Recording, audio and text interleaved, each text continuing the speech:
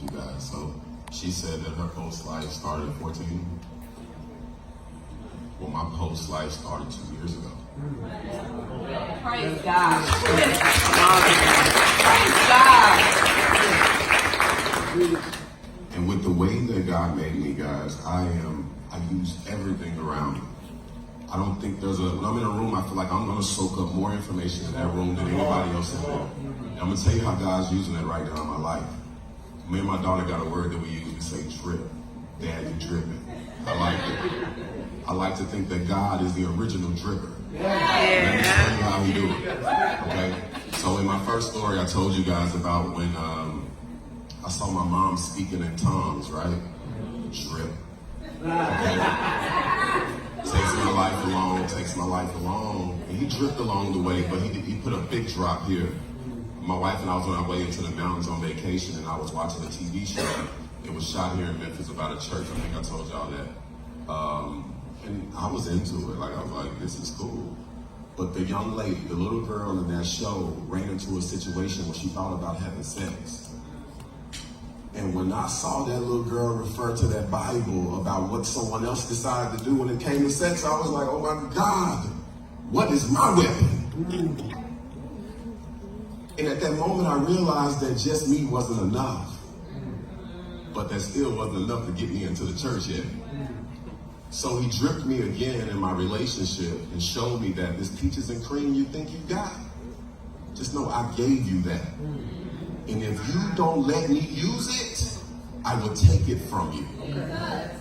Next day we was in church. Right? So I want to talk about what's the difference once you have God in your life versus when I didn't have it. First of all, because he gave me 30 years without me not knowing him, I have something to compare it to. That's right. That's right. The man that sits in front of you guys is a totally different man than what I was 2 years ago. Amen.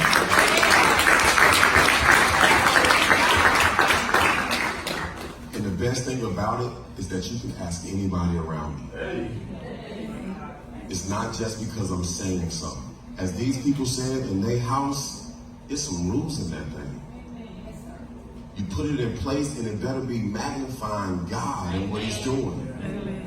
Everything in my house is associated with what God is doing for us to be his voice, to be his legs. Every movement in my house is moving like that. When I wake up in the morning, I know all the guys who read Kingdom Man, when I wake up in the morning, I tell any young man that gives me 10 minutes of his time, when I wake up in the morning, it's like the devil saying, oh my God, Chris is woke again. And I don't know who he gonna bring closer to Christ today, right?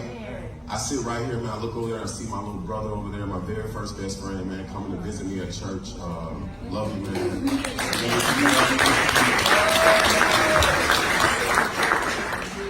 And I'm gonna say this, guys. I'm gonna say this, especially to the men in this room. When you truly have faith in the Lord, there is nothing that you cannot do. Amen. You can't put a task in front of me that I don't believe I'm going to knock down. Yeah. I don't care what it is. And I believe that. I told my wife, I said, hey, I want you to think so strong on what God can do. If he tells you to run to that brick wall right now as fast as you can, and as soon as you get to it, it's going to raise up, you better believe it. You better believe it. So that, I know I'm getting real animated right now, but y'all tell y'all, like, that's what that thing is, and my life is seeing all the benefits from it. Yeah. So that's my post life.